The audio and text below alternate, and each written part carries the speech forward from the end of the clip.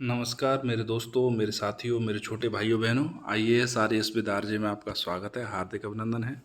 तो मेरे दोस्तों, हम आपके सामने फिर से लेकर आ चुके हैं राजस्थान सुजस का ये बुलेटिन। दोस्तों, ये बुलेटिन आपके लिए बहुत इंपॉर्टेंट है, आपके एग्ज़ाम की दृष्टि से बहुत ज़्यादा इंपॉर्टेंट है। और जब आप एग्ज़ाम देने जाएंगे, एग्जामिनेशन हॉल में बैठेंगे, तो आपको खुद से पता लग जाएगा कि जो आप पढ़ के आए हो वहाँ से कितने प्रश्न आ रहे हैं। तो मेरे दोस्तों, वैसे तो मैं आपको डिटेल में करवाने की कोशिश करता हूँ सुजस की एक एक न्यूज़ को, या अगर कोई छोटी सी इन्फॉर्मेशन भी होती है तो उसके चारों तरफ जो भी एस्पेक्ट हो सकते हैं वो सारा कुछ करवाने की कोशिश करता हूँ। क्योंकि मेरा जो प्रमुख उद्देश्य है वो ये है कि आप न्यूज़ को रटना नहीं, उसको समझना सीखें, उसका एनालिसिस करना सीखें। क्योंकि जो आरएएस है वो सिर्फ टिक लगाने का एग्ज़ाम नहीं है। देखो, जो वनडे एग्ज़ाम की तैयारी कर रहे हैं, रीट, कांस्टेबल, पटवार, उन लोगों के लिए तो इक्वली इम्पोर्टेंट ये है ही, लेकिन उसके साथ में जो आरएएस की तैयारी कर रहे हैं उन बच्चों को किसी भी न्यूज़ के बारे में पूरी समझ होना बहुत ज़रूरी है। ठीक है दोस्तों, और मैं इसकी पीडीएफ भी आपको प्रोवाइड करवा देता हूँ। आपको पीडीएफ चाहिए तो आप हमारा टेलीग्राम चैनल ज्वाइन कर लें मेरे दोस्तों।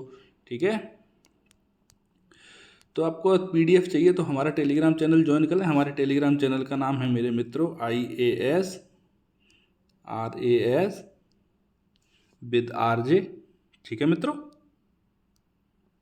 ये ठीक है, इसको आप कर लेना, सब ज्वाइन कर लेना, और आप वहाँ से डेली बेस पे पीडीएफ ले लेना। ठीक है, आपको लिखने विखने की ज़रूरत नहीं है, और आपका समय बहुत कीमती है, इसीलिए ज़्यादा समय आपका नहीं लेंगे और सीधे आएंगे न्यूज आर्टिकल के डिस्कशन पर। लेकिन उससे पहले एक छोटी सी बात मेरे दोस्तों, यदि आपको अच्छा लगा करे तो एक छोटा सा कमेंट कर दिया करो यार, थैंक यू लिख के भेज दिया करो, ज़्यादा कुछ नहीं तो। ठीक है मेरे मित्रों, तो चलते हैं आगे।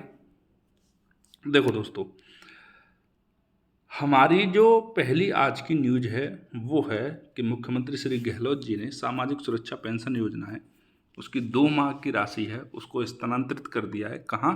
सीधे जो लाभार्थी हैं उनके बैंक अकाउंट के अंदर। देखो दोस्तों, 2 माह की राशि है, 51 लाख लाभार्थी हैं, लगभग 1,000 करोड़ रुपया है, और चुनावी साल है।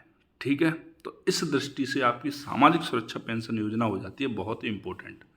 अब मेरे दोस्तों, मैं आपको एक और बात बता दूं कि जो सामाजिक सुरक्षा पेंशन योजना है वो कोई एक योजना नहीं है, वो योजनाओं का एक बंच है। देखो, इसमें कौन कौन सी योजनाएं आती हैं मैं आपको बता देता हूँ। देखो, सामाजिक न्याय और अधिकारिता विभाग के अंतर्गत, देखो मैं आपको हाईलाइट कर देता हूँ जिससे आपकी समझ में रहे। ये देखो, देखो सामाजिक सुरक्षा पेंशन योजनाओं के तहत में वृद्धजन, एकल नागरिक, एकल नारी, विशेष योग्यजन, लघु और सीमांत किसानों को आर्थिक संबल, ये योजना इसके अंतर्गत शामिल की जाती हैं, चारों की चारों।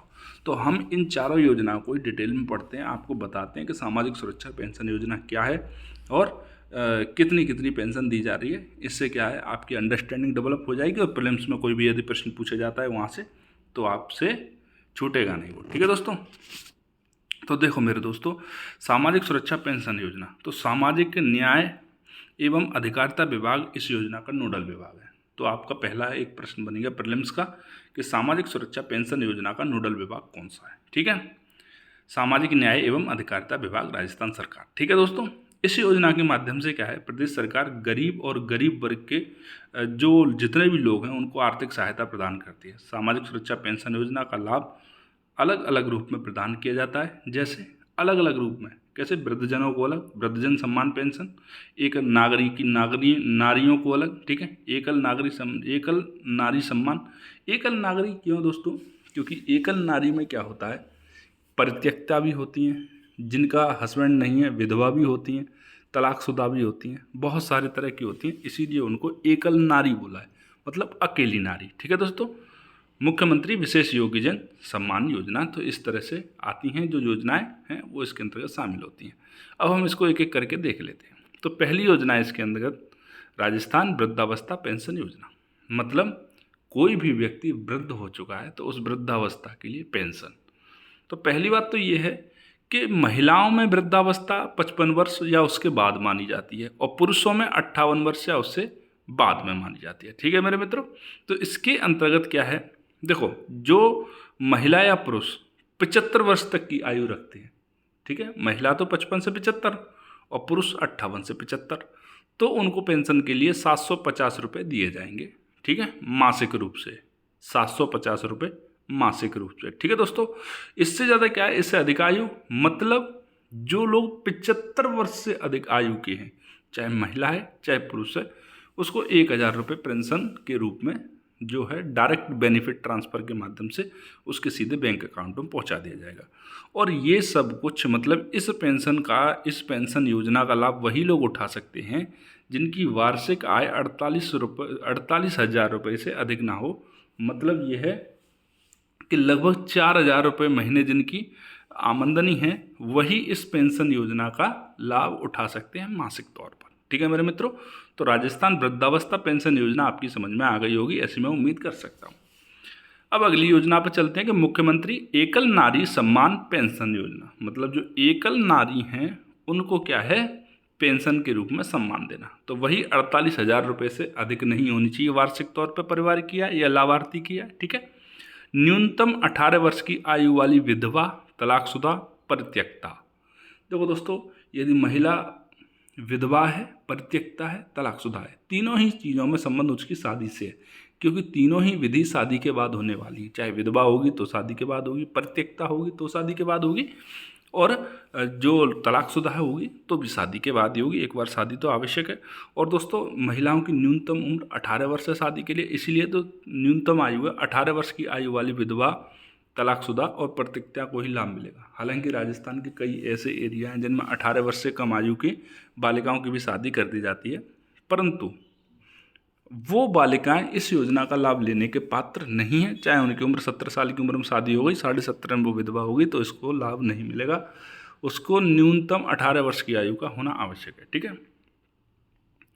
तो देखो दोस्तों, 18 से 54 वर्ष की जो महिलाएं होंगी उनको 500 रुपये प्रति माह मिलेंगे।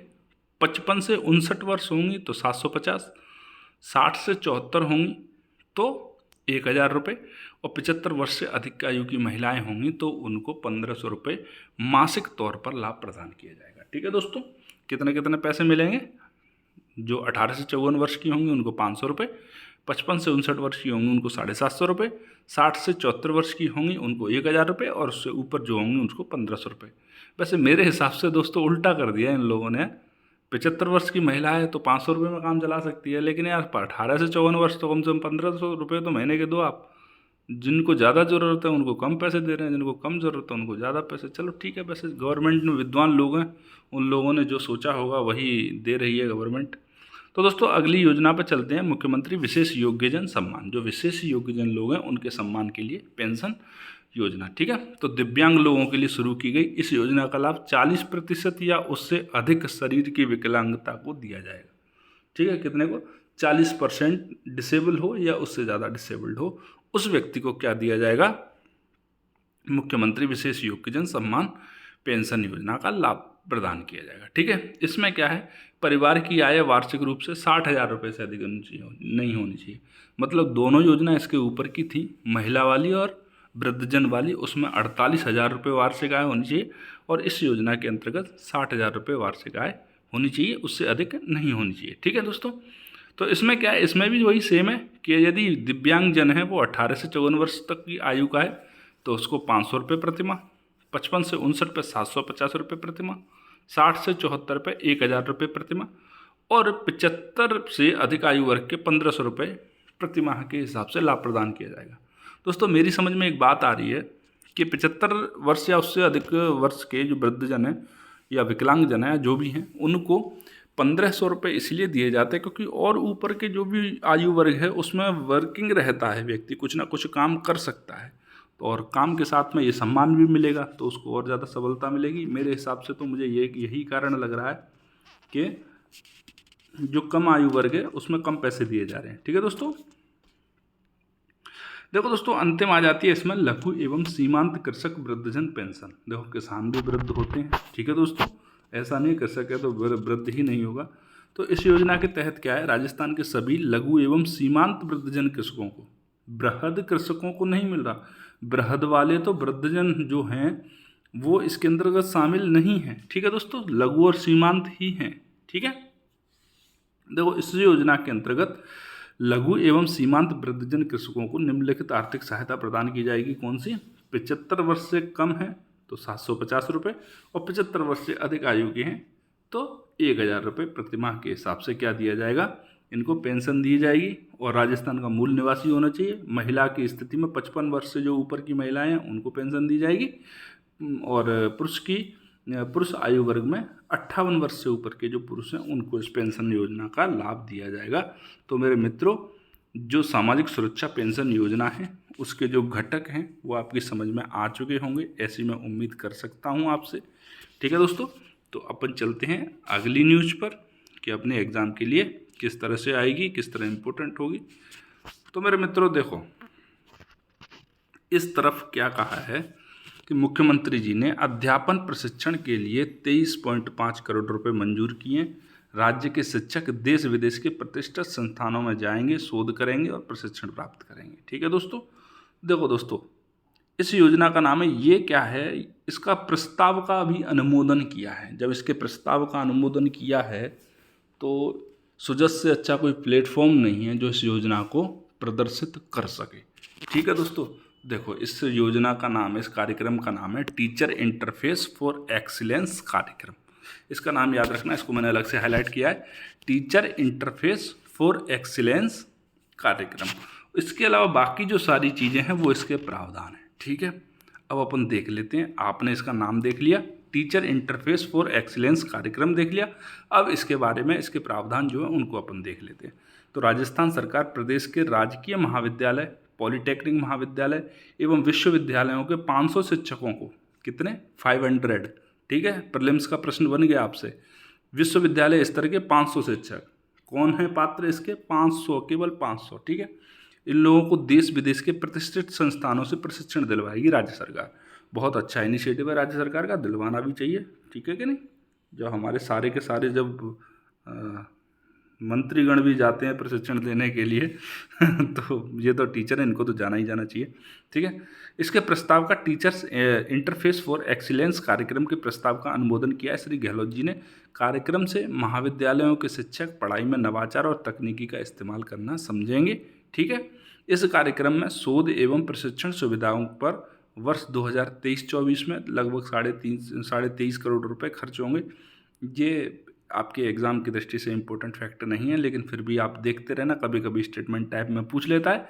और कार्यक्रम के विस्तृत दिशा निर्देश कॉलेज शिक्षा विभाग द्वारा जारी किए जाएंगे। किसके द्वारा, कॉलेज शिक्षा विभाग। इसका नोडल विभाग कौन सा है, प्रशासनिक विभाग कौन सा है, कॉलेज शिक्षा विभाग। ठीक है, याद रखना, प्रशासनिक विभाग, कॉलेज शिक्षा विभाग। ठीक है, योजना का संचालन कौन करेगा, Rajasthan state faculty development academy. योजना का संचालन, देखो नोडल विभाग कौन सा हो गया, कॉलेज शिक्षा विभाग। योजना का संचालन किसके द्वारा किया जा रहा है, तो Rajasthan state faculty development academy के द्वारा। ठीक है, कार्यक्रम के जरिए क्या होगा, शिक्षक पढ़ाने की तकनीकी सीखेंगे, शिक्षा में गुणवत्तापूर्ण पढ़ाई और शोध को प्रोत्साहन मिलेगा इससे।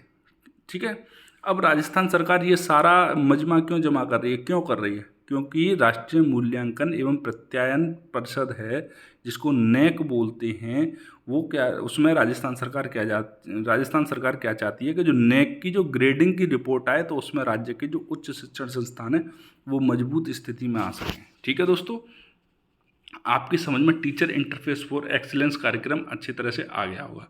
अब बेहतरीन रैंक वाले शिक्षण संस्थानों में प्रशिक्षण के लिए भेजा जाएगा। ठीक है दोस्तों, ऐसा नहीं है कि किसी भी शिक्षण संस्थान में, अब आप बोलो सर विदेश में ही तो शिक्षण संस्थान में भेजना है तो बांग्लादेश वाले में भेज दो। भाई बांग्लादेश वाले में क्या करेगा जाके, हैं, क्या करेगा बांग्लादेश वाले में, वो बंगाली सीखेगा क्या, पाकिस्तान वाले में भेज दो, बम बनाना सीखेगा क्या, नेपाल भूटान, ये बेचारे खुद गरीब हैं, ये किसको क्या तकनीकी वो देंगे, शिक्षा देंगे। ठीक है दोस्तों, तो उम्मीद करता हूँ आपकी समझ में आ गया होगा कि टीचर इंटरफेस फॉर एक्सीलेंस कार्यक्रम क्या है, राजस्थान सरकार ने कौन से नोडल विभाग के अंतर्गत इसको शुरू किया है, इस योजना का संचालन कौन कर रहा है, इस योजना के उद्देश्य क्या हैं। ठीक है मेरे मित्रों, ये सारी चीज़ आपकी समझ में आ गई होगी। ठीक, अब चलते हैं, देखो साइड में एक फ़ोटो दे रखा है, ये है विश्व जनसंख्या दिवस 11 जुलाई को मनाया जाएगा। छोटा परिवार सुख एवं समृद्धि का आधार। ठीक है, छोटा परिवार सुख एवं समृद्धि का आधार, बढ़ती जनसंख्या है और बिगड़ता संतुलन है, सीमित दरार है, घटते संसाधन है। ठीक है, तो अपने लिए क्या चीज़ इंपॉर्टेंट है वो देख लेते हैं। तो विश्व जनसंख्या दिवस है वो अपने लिए इंपॉर्टेंट है। इसकी थीम क्या है वो सबसे ज़्यादा इंपॉर्टेंट है, क्योंकि जनसंख्या पूरे विश्व के लिए सिरदर्दी है। और अभी यूसीसी का मसला चल रहा है, तो उसमें भी कहा जा सकता है कि भैया यूसीसी भी जनसंख्या नियंत्रण के लिए कहीं ना कहीं पहला स्टेप है। और CAA NRC तो आपने देख ही लिया होगा। तो वर्ल्ड पॉपुलेशन डे दोस्तों, वर्ल्ड पॉपुलेशन डे विश्व जनसंख्या दिवस दुनिया भर में 11 जुलाई को मनाया जाता है। आप सबको पता लग चुका है ये बात। लोगों को पूरे विश्व में बढ़ती जनसंख्या को लेकर जागरूक करने के लिए प्रतिवर्ष मनाया जाता है। क्यों? जनसंख्या को, बढ़ती हुई जनसंख्या के जो नुकसान हैं उनके बारे में जागरूक करने के लिए, ठीक है। इसके साथ ही लोगों में जनसंख्या मुद्दों के समाधान और आगे इन चुनौतियों से किस तरह से निपटा जा सके उन सारे महत्व की जानकारी दी जाती है। दोस्तों, यूनाइटेड नेशन ऑर्गेनाइजेशन मतलब संयुक्त राष्ट्र संघ की ओर से 11 जुलाई 1989 में वर्ल्ड पॉपुलेशन डे घोषित किया गया था, 11 जुलाई को, ठीक है दोस्तों। इसके वास्ते इसी दिन इसको प्रतिवर्ष मनाया जाता है। इसकी थीम क्या है मेरे दोस्तों? तो imagine a world where everyone, all 8 billion of us has a future bursting with promise and potential. मतलब एक ऐसी दुनिया की कल्पना करना जहां हम सभी के 8 अरब लोगों का भविष्य आशाओं और संभावनाओं से भरपूर हो, ये तय की गई है, ठीक है मेरे मित्रों। तो विश्व जनसंख्या दिवस के बारे में जो भी चीज़ इन्फॉर्मेशन जो आपके एग्जाम के लिए इंपॉर्टेंट हो सकती थी उसको मैंने यहाँ लाने की कोशिश की और आपको बताया भी, ठीक है। अब मेरे मित्रों चलते हैं हम थोड़ा सा और आगे। देखो दोस्तों, राज्य में 10 अल्पसंख्यक छात्रावास खुलेंगे। अपने एग्ज़ाम के लिए ये इम्पोर्टेंट नहीं है, तो फिर क्या इम्पोर्टेंट है? इम्पोर्टेंट है जयपुर में वर्किंग वुमन हॉस्टल और जोधपुर में नागरिक सुविधा केंद्र बनेगा। आपसे पूछ लिया जाएगा कि वर्किंग वुमन हॉस्टल निम्नलिखित में से राजस्थान में कौन से ज़िले में स्थित है या बनाया जा रहा है, तो आपको बताना होगा जयपुर के अंदर। और नागरिक सुविधा केंद्र कौन सी जगह पर बनाया जा रहा है? तो दोस्तों वो बनना है जोधपुर के अंदर। ये दोनों ही इंपॉर्टेंट है, इन दोनों को रट लेना। बाकी 10 अल्पसंख्यक छात्रावास कहाँ खुलेंगे इससे कोई नहीं पूछने वाला, आपको कभी नहीं पूछने वाला, ठीक है। ये तो RAS है, किसी भी एग्जाम में नहीं पूछने वाला। तो दोस्तों, हॉस्टल की जो क्षमता है जो जयपुर में खोला जा रहा है वर्किंग वुमन के लिए, वो 100 बेड की रहेगी, ठीक है। जयपुर में अल्पसंख्यक समुदाय की कामकाजी महिलाओं के लिए छात्रावास 100 बेड क्षमता का होगा। इसमें अल्पसंख्यक समुदाय की कामकाजी महिलाएं होंगी, बाकी सारी कामकाजी महिलाएं जहर खाओ और मर जाओ। मतलब गहलोत जी या कोई भी सरकार किस तरह का काम करती हैं मेरी समझ में नहीं आती है। जब महिलाओं के लिए खोला है तो फिर उसमें सारी महिलाएं अलाउ होनी चाहिए। आप उसका आर्थिक पैमाना रख सकते हैं, ये धर्म के हिसाब से क्या पैमाना रख दिया आपने? ये तो बहुत गलत चीज़ है। इसमें तो चलो ठीक है, अब क्या कर सकते हैं। अल्पसंख्यक समुदाय जो भी सब अपने अपने हिसाब से लगे हुए हैं वोट बैंक बनाने के लिए, ठीक है दोस्तों। तो इसमें क्या है, कामकाजी महिलाओं के लिए छात्रावास 100 बेड का होगा। छात्रावास के विभिन्न जिलों से जयपुर में आकर रहो, अल्प परिश्रम प्राप्त महिलाओं को प्राथमिकता दी जाएगी। वर्किंग वुमन हॉस्पिटल निर्माण 10 करोड़ में बनेगा हॉस्टल जो है, ठीक है। और जोधपुर के अंदर क्या बनाया जा रहा है? अल्पसंख्यक नागरिक सुविधा केंद्र। ये दोनों इंपॉर्टेंट है एग्जाम की दृष्टि से, बस आप तो रट लेने के लिए रट लेना इनको। अल्पसंख्यक कल्याण से संबंधित राज्य सरकार की सभी योजनाओं की जानकारी मिलेगी इस केंद्र पर। और इस केंद्र में प्रशिक्षण शिविरों के आयोजन के साथ साथ आमजन तथा विद्यार्थियों के लिए गोष्ठियां भी आयोजित होंगी, ठीक है मेरे मित्रों। तो मेरे दोस्तों, अपन चलते हैं थोड़ा सा और आगे। ये अल्पसंख्यक छात्रावास वगैरह आपके इंपॉर्टेंट नहीं है, बस ये 2 चीज़ें जिनको आपको याद रखना है वो मैंने आपको बता दी, ठीक है। अब इधर राज्य में अल्पसंख्यकों के लिए अंग्रेजी माध्यम आवासीय विश्वविद्यालय खुलेंगे। ये भी अल्पसंख्यकों के लिए, चलो बढ़िया है भैया अल्पसंख्यक। देखो दोस्तों, राजस्थान में अल्पसंख्यक समुदाय के विद्यार्थियों को अब महात्मा गांधी जो अंग्रेजी मीडियम स्कूल खुल रहे हैं उसमें आवासीय विद्यालय के रूप में पढ़ाई करने का अवसर मिलेगा कि आप आओ, वहीं रहो, वहीं आपको पढ़ाएंगे, वहीं खिलाएंगे, वहीं सुलाएंगे, जो भी होगा वो गवर्नमेंट के हिसाब से करेगी, ठीक है। गुणवत्तापूर्ण अध्ययन की सुविधा उपलब्ध कराने के लिए जयपुर में कक्षा 1 से 12वीं तक का आवासीय विद्यालय जल्द शुरू हो जाएगा, ठीक है मेरे मित्रों। इस पर 15.15 करोड़ रुपये खर्च होंगे, ठीक है। वार्षिक वित्त 1 करोड़ रुपये रहेगा। अल्पसंख्यक समावेशी विकास कोष से राशि व्यय होगी। और प्रदेश जो प्रवेश है वो 200 विद्यार्थियों को दी जाएगा आवासीय स्कूल के अंदर, ठीक है दोस्तों। विद्यार्थियों की संख्या 200 से अधिक होने पर वे डे स्कॉलर के रूप में अध्ययन कर सकेंगे। मतलब 200 तो परमानेंट रहेंगे और 200 से ऊपर यदि संख्या होती है तो डे स्कॉलर, मतलब दिन के विद्वान। रात में इनकी विद्वानी पता नहीं कहाँ चली जाएगी, दिन के विद्वान रहेंगे, सुबह से रात तक वहीं रहो, रात का खाना खाओ और अपने घर चले जाओ। ठीक है। इस विद्यालय में अल्पसंख्यक समुदाय के जरूरतमंद एवं प्रतिभावान विद्यार्थियों को निःशुल्क आवासीय सुविधा प्रदान की जाएगी। तो मेरे दोस्तों, आपके एग्जाम के लिए सिर्फ यही इंपॉर्टेंट है कि अंग्रेजी माध्यम जो राज्य के अल्पसंख्यकों के लिए इंग्लिश मीडियम आवासीय स्कूल कहाँ पर जल्द संचालित होने वाला है, तो वो होने वाला है जयपुर के अंदर। प्रीलिम्स के लिए यही फैक्ट इंपॉर्टेंट है। ठीक है दोस्तों, उससे ज़्यादा इंपॉर्टेंट नहीं है। देखो, माँ पन्याध्याय पैनोरमा का निर्माण प्रारंभ हो गया है इधर। तो देखो कौन सी जगह पर हो रहा है, तो चित्तौड़गढ़ के पांडोली में। कौन सी जगह पर? चित्तौड़गढ़ के पांडोली में पन्याध्याय पैनोरमा का निर्माण कार्य शुरू हो गया। 4 मई को इसका शिलान्यास किया गया था। ठीक है। पैनोरमा जो बनते हैं उनका क्या महत्व होता है मेरे दोस्तों? तो इससे क्या है, त्याग और बलिदान की प्रतिमूर्ति माँ पन्याध्याय के जीवन मूल्यों और उसके धर्मनिष्ठा के प्रति योगदान को बड़े स्तर पर इससे क्या होगा, पहचान मिलेगी। बिल्कुल मिलेगी सर। पैनोरमा में महाबलिदानी पन्याध्याय के बलिदान, शौर्य, संघर्ष को विविध तरीकों से 2D और 3D fibre, marble, gun metal मूर्तियों, प्रिंट आदि के माध्यम से दर्शाया जाएगा। नई पीढ़ी और पर्यटकों को गौरवशाली इतिहास को जानने का अवसर मिलेगा। तो यहाँ पर सबसे ज़्यादा इम्पोर्टेंट तो ये है कि पन्याध्याय पैनोरमा का निर्माण कौन सी जगह पर किया जा रहा है, तो चित्तौड़गढ़ के पांडोली के अंदर किया जा रहा है।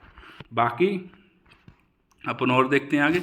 हाँ दोस्तों, तो एक और फोटो दे रखा है कॉर्नर में, इसको भी आप देख लेना कि राज किसान सुविधा मोबाइल ऐप कृषकों को विभिन्न सुविधाएं वो एकीकृत मंच एक ही जगह पर पहुंच जाएगी। कृषि, बागवानी, पशुपालन विभाग की योजनाओं की ऑनलाइन जानकारी मिल जाएगी और योजनाओं के लिए ऑनलाइन आवेदन भी आप इसी ऐप से कर सकते हो। तो राज किसान सुविधा मोबाइल ऐप के बारे में आपको जानकारी मिल गई। तो मेरे मित्रों, आज के न्यूज़पेपर में आपके एग्ज़ाम के लिए सिर्फ इतना ही।